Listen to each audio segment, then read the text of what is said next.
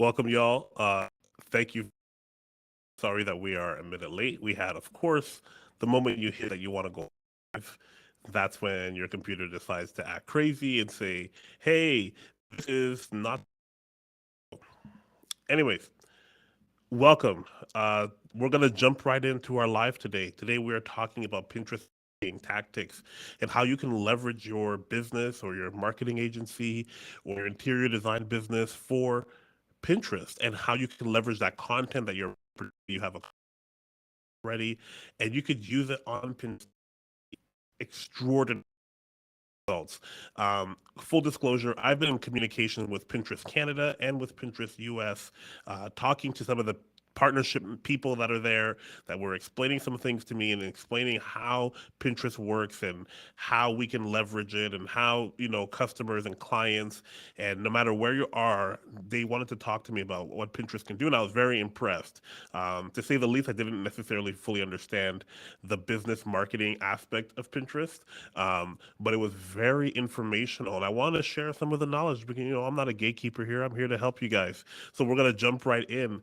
The biggest thing that I want to make sure that people understand is the difference between like a social media platform and a search platform when we're talking about Pinterest. What is Pinterest? When people use it, you start thinking of like moms, people that are redoing their homes and stuff like that. But Pinterest is growing at an extraordinary rate. And they showed us some of the stats that were there, and it's a powerful marketing tool that it helps you utilize your content in an evergreen way. And instead of you just using something once on social media where it peaks within 24 hours, now you can start to leverage Pinterest in a way that's going to help you rank for certain words and keywords and topics and trends and seasonal things that happen all at the same time, where it's renewable. It's not based on that 24-hour algorithmic cycle. So first things first, Pinterest and search versus social media platforms like Facebook, Instagram, Twitter. Um, Number one, if you're talking about social media, the content is built for engagement. You want people to do something, and the it functions or it works off of trends and hashtags. Um, People that go on social media are usually looking to pass time, to be entertained. They also post pictures because they want, to post stuff about themselves or make video content that's funny. It's more about consumption. And then when you're talking about Pinterest, you need to think of it as like the visual version of Google search. Um, so imagine search, but visual. That's Pinterest. People are pinning or saving ideas that are relatable to what they're actually looking for. And the great analogy that somebody showed with me that I was on a call with from Pinterest Canada was social media. Oh, excuse me. Social media is about what happened, and Pinterest and search is about what's going to happen.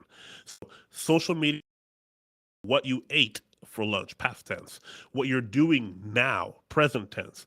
Pinterest and search is about what you're going to do, where you're going to go, what you're planning. Let's say you're having a dinner party. You want to make sure that you have maybe a nice trendy decor or a theme for your party, or you're going on a vacation. You want to pin some ideas on where to go or some of the activities you should do when you're in this specific city or country. You're planning. So that's really great for marketers. In terms of marketers now, you're talking about people's intentions. You're talking about people who are planning to do something. And that's very powerful for us because now we can inject our content, our initiatives, our marketing initiative into that conversation. Oh, you're planning to redo your home? Well, have you considered X, Y, and Z? And have you thought about these type of trends? And have you thought about using a professional? And now you can start to see if you are a home goods person, a decorator, interior designer, if you sell something.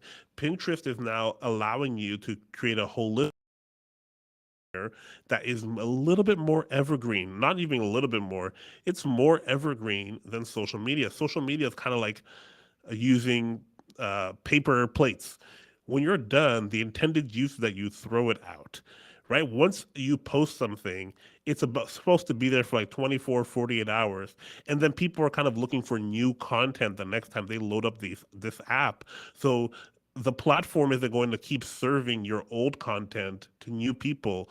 Relevancy is a very big factor in Pinterest on social media. Whereas in Pinterest, it's more about your keywords and those search terms and making sure people have the greatest idea that they want to save. So that's social media. It's about engagement right now. It's about hashtags. It's about trends. It's about following friends and family. It's about posting pictures. Pinterest is going to be more for generating traffic. People that are looking for trends, people that are looking for trends, not just viewing trends. You don't necessarily follow your friends and family members on Pinterest. You're not posting pictures of most of the content there is evergreen. Lots of it has call to actions to URLs or purchasing, which is something that a lot of people are doing more and more nowadays. The stat that I saw is that purchasers, whether online, social media, or search or whatever, Pinterest users spend 80% more than social media users. So if you have a shop on Instagram where you're selling your handmade soaps or home decor items or whatever it might be, whatever you're selling, people are more likely to spend on Pinterest 80% more than they would here. I'm talking about total basket value here. So Pinterest allows you to create these boards where you can now post pins onto. I know if you're new to Pinterest, it sounds like other planet of language, in how we communicate. But these boards, think of it like a mood board, think of it like a cork board in your house. You're pinning things, ideas, pins to this that are all around the same type of category. When you post these type of things onto those type of categories, now people can start to understand what you're offering and what you're serving. So it could be vacation, it could be winter fashion, it could be home decor, interior design, it could be any of these things. And you start posting relevant content into those buckets, and now it's searchable based on the title. Okay, so that's one of the biggest things that you need to think about when you're thinking about Pinterest and you're considering it for how am I going to leverage this inside of my content marketing strategy. Is okay, this is different than just a social media platform. This is going to be somewhere where people search. So the biggest thing you need to understand is we talk about this all the time, is your customer journey, customer buyer journey, and where is your customer and how are you interacting with them. So where are you going to position the content that you have now and the content that you're posting online? How are you positioning it, and which one's going to be for Pinterest and which one's going to be for your social platforms? Because there's so many things to post on, and sometimes it can become very overwhelming. Whether you're writing blog posts, maybe you're supposed to be on Pinterest, maybe you want to be on Instagram. If you're in design, you want to be on House, you're on LinkedIn, and you're like, how am I supposed to keep track? And the best way is to figure out, okay, where is this customer at in their buying journey? Are they in the awareness phase, the consideration phase, the decision making phase? And where am I going to put Pinterest in this? Is this just for brand awareness? Is this for brand trust? Is this for increased conversions? That's where you have to make a little bit more of a conscious plan for your marketing, and that's going to help you. But we're going to talk as if you were trying to convert people for more sales. The goal is more sales. So we're going to talk about the last two parts of a sales funnel, a basic sales funnel. We're going to talk about consideration and decision making. So when you're dealing with creating or repurposing, people use this for repurposing content. When you're dealing with it's going to be very instrumental that you understand that this is visual first and people want this to be a visual landing place for them. So when they're searching for something, the first thing you need to understand is that if my creative, if my artwork, if my pin is not good, then it's not going to be able to translate. You need to have something that is going to stop people from their scroll and make them pay attention to what you're doing. Like I said, 85%, this is a different stat, 85% of pinners search for and prefer visual content. So these are people who are already visually inclined, and they are not going to Google just to find text or blogs about something they're searching, let's say a dinner party that they're about to host. They're going to go on Pinterest and type in dinner party, and they're going to start to see, oh, here are some ways that I can style my dining room table. Here are some things that I can do in terms of serving drinks and cocktails. They're going to go here because now the pictures are going to entice them. So on Pinterest, you share content on Pinterest boards, and all these boards start to collect. And now your potential viewers, followers, people that could be your customers, they start collecting pins that you've pinned onto boards that are their own. Maybe they're doing this, quarterly dinner party, and it's called Dinner Party 2022, and they're going to now pin all these different ideas from different creators on here who are going to be able to organize and put a theme together and put a plan together and be inspired by different things. So unlike Instagram's, users can click through and see these links live. So they're going to be able to be like, oh, this is a great recipe, and when they click it, it goes directly to your website. So already you can see some of the benefits if you're a business owner, if you're some type of marketer, or if you're, somebody in this world, you can be like, oh, I can generate this more traffic for my site by posting these items on Pinterest. The beauty of it is this is not tied to a specific individual event. And we'll talk a little bit about that a little bit more. So, like I said, keep in mind people are looking to have inspiration, to build a theme, to build an idea together, and you're helping them with the visual attributes of the things that look good and sound good to them, and you'll get rewarded for that and later. So the biggest thing people want to understand, if you're, let's say, an interior designer, if you're a business owner, if you're a marketer, is how do I build a following on Pinterest? Now you could search and add, friends and stuff like that, Facebook accounts and all those different things. You can connect them so that you can find immediately people that you want to maybe have inside your network, but it's a great way to sustain natural organic growth. Instead, you need to consider different ways to grow your fan base and your followers because it can lead to so many great things like conversions, like traffic. So the number one thing I would say is promote your Pinterest account on other social media accounts. So if you're on Twitter and you have a new post, instead of just linking directly to something, try linking it to a pin or having the pin embedded inside your Twitter post or your Facebook post. So people are seeing that and saving it. So now you're getting people who understand what you're serving, and it's like, this matches what I'm looking for, and they're saving it. It's a better way to save instead of having a tab that opens up and they read a blog and then that tab is gone forever. A Pinterest allows them to save it so they can go back. It's like a beautiful bookmarking platform as well, right? So people can use it to bookmark, oh, I need to read this cocktail recipe for my dinner party. So I'm going to save it on my Pinterest because it's part of the whole theme that I'm building here. The other thing you can do is follow accounts that you think would want to follow you back. So if they're in your niche, your target market, then you're in that space and you're following the people that are doing great things. And as well as that, the third thing is watch what they're doing. What are they posting to increase their base, and you can learn from their techniques.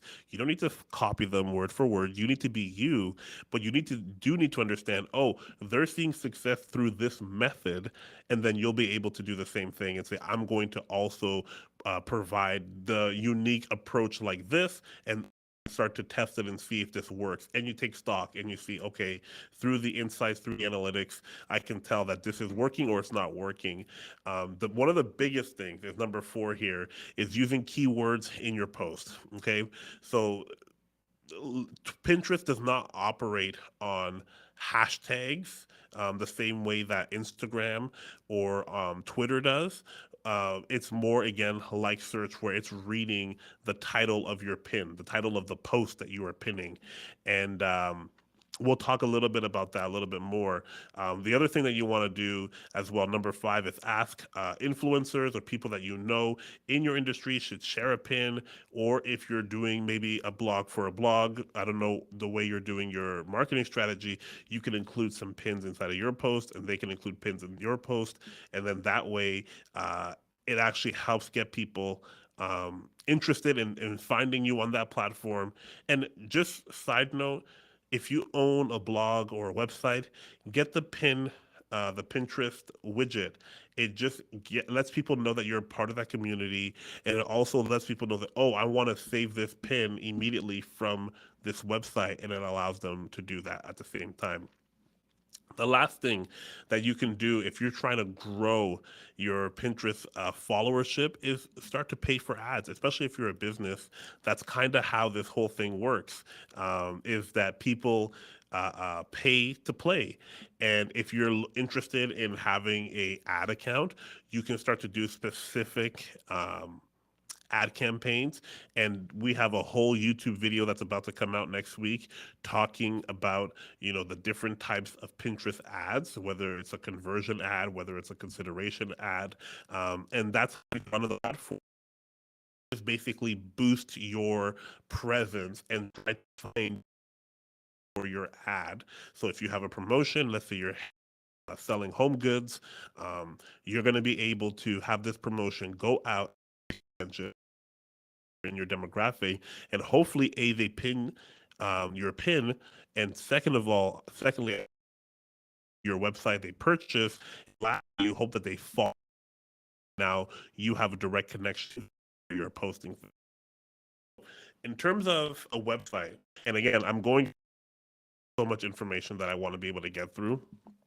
In terms of driving traffic to your website and to boost online sales, Pinterest, unlike Instagram, to link your visual content to a direct page. Your web, the best place, at least in my mind, for visual content. So, a company like ours, we run a agency called Partner Studios.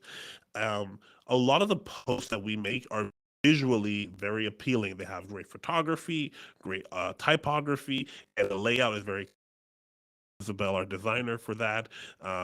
And we are going to start leveraging that on Pinterest because it looks so great. It stops people from scrolling, it gets people's attention. And instead of posting just a link and an image on Facebook, which could get someone's attention, now we're giving people the option to click the link, go to the website, but also to save the pin there as well. So this allows you to share both the written and the visual content to the direct people who like it, whichever way that they like to view that type of content. And like I said before, Pinterest is like a visual search platform. So you are dealing with people who are visually more inclined to be spend more time looking at things and being impressed by things, and that's the better way to communicate to them. Everyone has a different way that they like to search. If I'm looking for a how-to, I used to look on Google, and now I look on TikTok or on YouTube because that quick information just helps me understand what the decision I'm trying to make. And it's the same thing with Pinterest. If I'm looking for something that is aesthetic, like, new men's winter boots, then I'm going to go on Pinterest. I'm not going to go on Google. I'm not going to go on YouTube. And because Pinterest will have more of the items that I want to see, how is this going to interact and work for this type of purchase decision that I'm trying to make. Now, by integrating Pinterest on your website, you'll be able to easily drive traffic from one page directly to your Pinterest profile, so your leads and customers can begin viewing your content in seconds, and hopefully they're going to follow you as well. You want people to start to get familiarized with the content and the rhythm that you're posting pins, so they can see, oh, if I appreciate this person's interior design taste and style, I want to keep up on, maybe whenever they post something about a new project, or maybe they post something about a new method or treatment that they're applying to one of their projects that they're doing. And that could maybe help me in my decision into A, hiring person as like an interior designer, or B, sourcing products similar to what these products are like. And all of that works in your favor because now you become a source of inspiration and you become an expert to this person, and that ultimately does lead to sales. And if you have other parts of marketing strategy, you can learn about how to convert people who live in that consideration phase or that inspiration phase and convert them into people who are clients, who are purchasers, who are decision makers. So we have about 5 to 8 minutes left here, and I've been going really, really fast. I do want to take a moment and talk about marketing strategies that hold value on Pinterest for any size. Doesn't matter if you're SME or if you're in enterprise. These things are going to be really important if you're new to the Pinterest platform. The number one thing you need to do is sign up for a business account. I made the mistake I made the mistake of trying to make this with my personal account and not even understand how Pinterest company, and I was just trying to figure some stuff out. And I realized, oh, I need to make a separate account to be testing and trying things out. So I ended up having to call Pinterest and be like, hey, how do I merge these two things that I've created here? Because I was getting a little embarrassing and crazy in terms of me trying to understand what and how I should use the platform. When you're new on a platform that you don't really spend time on, I would do Pinterest on how to pin things when I needed something. I was not spending time there regularly. So all that to say, set up a business account. You're gonna get way better features on a business account than you would on a personal account. Analytics, performance details. You're gonna get insights, ads. All those things are gonna be a part of the business plan as well as the widgets, Pinterest tags. So you can convert your current account to a business. You could have it combined. That's what you want to. You just want to have a professional account so you get the professional tools that will help you reach the audience that you're trying to do. Because that's what we're trying to do here. We're trying to market ourselves so that we find the right people to be talking to. The second thing you want to be doing is choose the right category for your content. When you first sign up and you start making boards on Pinterest, you have to kind of identify where this is going to go. Is this education purposes only? Is this for inspiration? Is this health and beauty? Is this cosmetics? Is this going to be for whatever? You pick whatever category you want to do, and make sure that that is true to the content that you're posting it. Remember, there's no hashtags, so your best bet is going to be letting the algorithm choose which people should be seeing your pin based on the categories and based on the keywords that are inside. And I'll share that with you in just a second. Number three, use unique images and videos. Like I said, your creative is what's going to stop people and get their attention. If you're in a position where you're posting something that is lackluster and you've done everything else and you're not seeing performance the way that you want to see performance, I would say take a look at your creative, take a look at your ad, take a look at your pins that you're posting, and maybe ask a friend to help because that might be able to give you some insight as to why people are not um, clicking or stopping or paying attention to your pins, because on Pinterest it's really easy to get attention and to get traffic if you have something that really does look the part. I also want to make mention number four here, which is super important. I know I touched on it just a few times beforehand, is leveraging keywords. Okay, so keywords are super important because again, that's the primary way people are going to find your content because that's how the algorithm is prioritizing your content. So your bio and your profile, those are things where you need to be conscious of your keyword, your pin description, the title and the description. There's a title section and the description section. Those again, that's where you're going to be paying attention to leveraging those keywords. The board titles, when you make a board on Pinterest, name it something that makes sense, that people would search for, that they would be surprised and delighted when they find out that you have a collection of these things that is not just a one-off. Again, the description for that board, that if we have, let's say, a description description for my company. We would make a description for all of our blog posts about interior designers. Like it would be maybe called tips and tricks for interior designers, and or marketing tips for interior designers. It might be even more specific. That's where you would then want to dive in deeper into the description of the board and explain the context of it. And all of our pins that are about our blog posts for interior designers would live there, and people could have a catalog of similar content that they know is going to help them because it's all a part of marketing tips for interior designers. As well as, because it's such a visual based platform, you're going to want to have image based text. Image alt text. I don't know why I just said image based text. Image alt text. And these alt texts are going to be able to help people, again, see the description as to what's happening inside the photo and let the algorithm know what is happening in the photo. So, number six, that was number four. Number five, rather, is share your content on other social media platforms. That's a given. Cross pollination through different people. That's how people will find your platform on Pinterest and understand what you're doing there. Number six is follow, engage, and interact with other accounts. We already spoke about that as well. And then analyze your results. So the metrics are very important, and to kind of find out what's working and what's not working, insights about the number of people who are saving your pins, platform metrics. There's lots of great keyword search tools built into Pinterest, and data about your most popular pins. These are all things that are super important. It's one thing to post things regularly on Pinterest. It is a completely other thing to consider how it's performing and to make decisions based off of the data, and that's what's going to help you become successful on any platform, doesn't matter what social media platform that you're on.